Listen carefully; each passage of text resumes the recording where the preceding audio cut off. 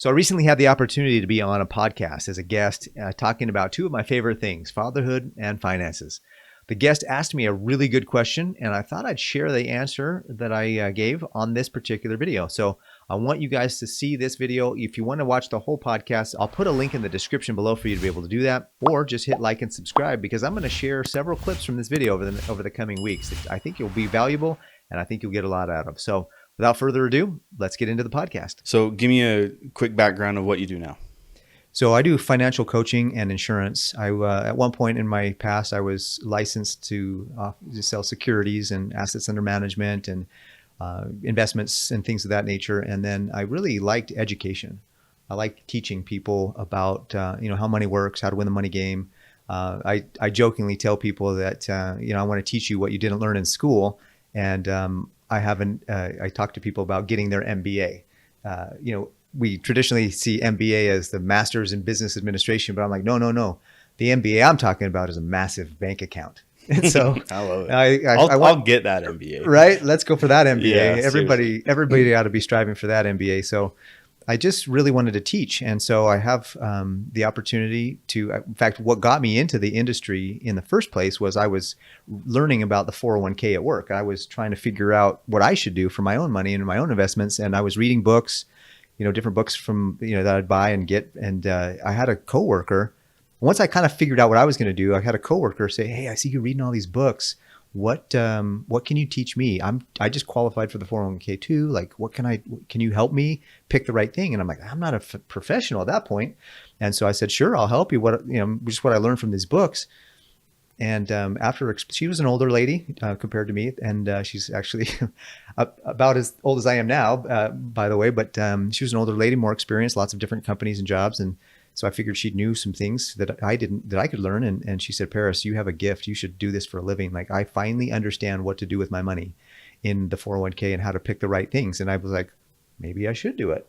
And so that's kind of what got me started in the industry in the first place, was just the ability to teach and explain things that traditionally are thought of as hard to understand, but really reduce them down to something simple and easy to understand. And so I started a YouTube channel recently, a couple years ago, and I have a financial coaching business that I'm launching here pretty soon with some courses and other things like that to really help people, help people get their MBA, right? Yeah. So I've thought a lot about just financial planning and stuff, and I think from what I've observed, my age group, I'm 32, so people maybe a little older and a little younger, we're not necessarily staying at a job for 30 or 40 years and then collecting retirement. Mm-hmm. So our retirement plan is pretty much up to us. Yep. And talking to friends and family and stuff, the general consensus is that no one really knows how to approach it. They would rather just make enough money and hire somebody to manage their assets or whatever it is. But I don't think there's an understanding. Is that something you've seen as well?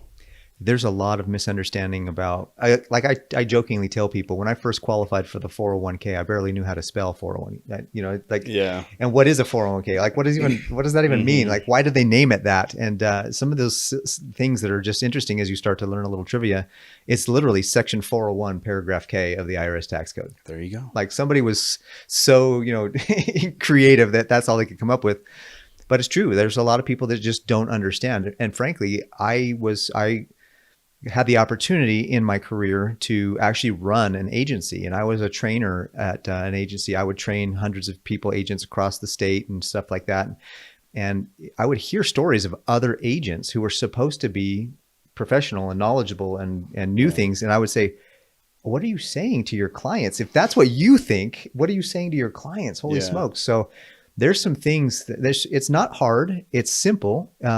But you definitely need to get the right advice from the right person, and not somebody who's trying to sell you something that you may or may not need.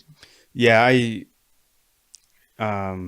unfortunately, I used to scroll TikTok and it was just like, man, I need this investment. I need to do that. I need to buy an NFT. I need Bitcoin. It was just like all this information. It's like, how do I filter that down into what I actually need? Mm-hmm. Because I'm not making copious amounts of money where I can just throw it around and try out different things, like I need to be a little more calculated. Mm-hmm. So what's the first step in planning, I guess? Well, one of the things that I really try to teach people is foundationally that you have to have your foundation set, and then you can build from there. And I actually have my brother called me the other day actually, and he's probably going to watch this actually, but he was talking to me about this Bitcoin that he's got. You know, it's gone through the roof, and well, as of the recording of this video, it's done very well in the last few days. Mm-hmm. And he's like, "What do I do? What do I, should I go for it? Should I put more in? What should I do?" Yeah. And I even had another buddy call me the other day, and he's like, "Paris, I have people that I know that are multimillionaires because they did an NFT and made a bunch of money, or they did Bitcoin and they tripled or 10x their money and all these things." And I said, well, all of that is fantastic. And if you have the money to lose, because you could lose it, then use that money toward it. But the foundation is you want to first get your cash flow. You want to understand.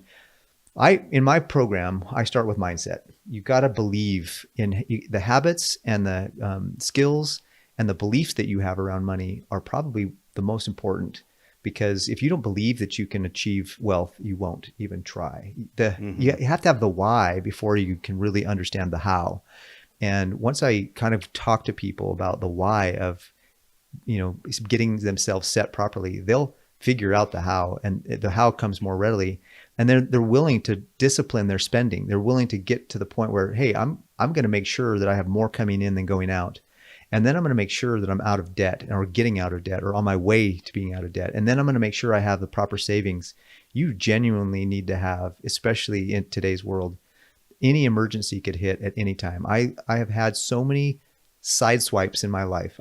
I'm currently 49 years old, and I've had so many things happen in my life where I just got out of nowhere, out of the blue. What in the world? So having good insurance, having money to pay for the deductibles, and the 3 to 6 months of savings, like that's legit. Yeah, you know what I mean. In a high yield savings account, by the way, not in a commercial bank, in my opinion. Yeah, in a high yield savings account that's getting good things, and then go make sure that your financial independence number, or there's a lot of talk about the FIRE movement, financial independence, retire early. And there's a calculation you can do that kind of gives you the idea of what you should be saving or investing toward. And then once that's all laid out, like if you have extra money after all that, like your emergency fund is full, your insurance is paid up, all the stuff that's happening. If all that's okay and you still have extra money, now it's time for Bitcoin. Now it's time for stocks, individual stocks. Now it's time to go do some things like that. Now I highly recommend that there's really 3 major areas to build wealth. And one is the stock market, of course. Index funds is what I highly recommend. Not a professional, I'm not licensed anymore, so I have to be careful. But I say for sure an index fund is fantastic. Beyond that though, like real estate, like if somebody's got the know-how for real estate, go. If somebody's got the know-how to build a business, go, do that. That's maybe where you reinvest a lot of your money, because that can be a fantastic retirement plan. I love that. And I love that you mentioned a business, because it's a risk just like any other investment, but you're investing back into yourself. Oh yeah. Right.